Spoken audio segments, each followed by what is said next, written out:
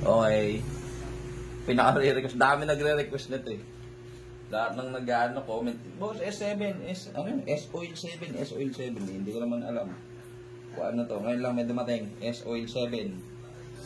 So, ayan ha. Binili natin to kay boss ha. Hindi natin to hiningi.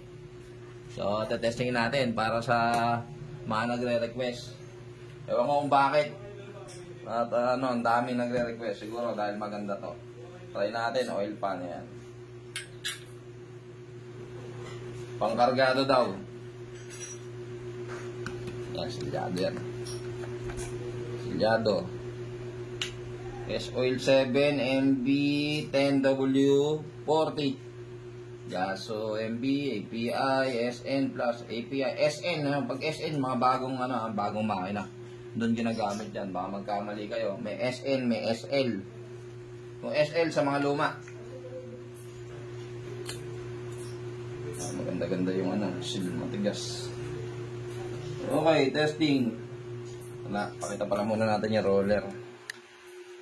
Yan. Kinis. Walang daya. Sabihin din na daya eh. Ang dami mga tamang duday eh. Okay, again.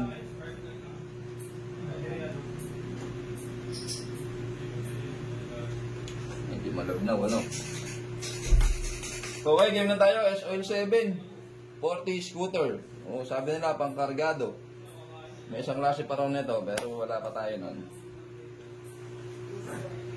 Yung stud natin.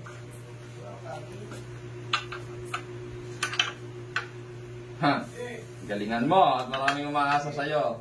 Wala mang maraming mga away sa akin ito. Break in. Break in. 1 2 3 4 5. Nakasalalay dito ang benta ni boss. Isa. Dalawa. Tatlo. Apat. Lima. Ayun, lima din. Okay, 5 plates. Parang same din sa iba. O, isa. Dalawa. Tatlo. Apat. Lima. 5 plates. So, ano to? 3 kilo. 3,000 kilometers. Para kay S-Oil 740 scooter na 10W40. Magdadal daw si boss ng ano yun? 1050 ba? Pagka meron na. Okay. So, okay. Goods. 5. Ayan na. Tayo magtatampo. Dami yung request.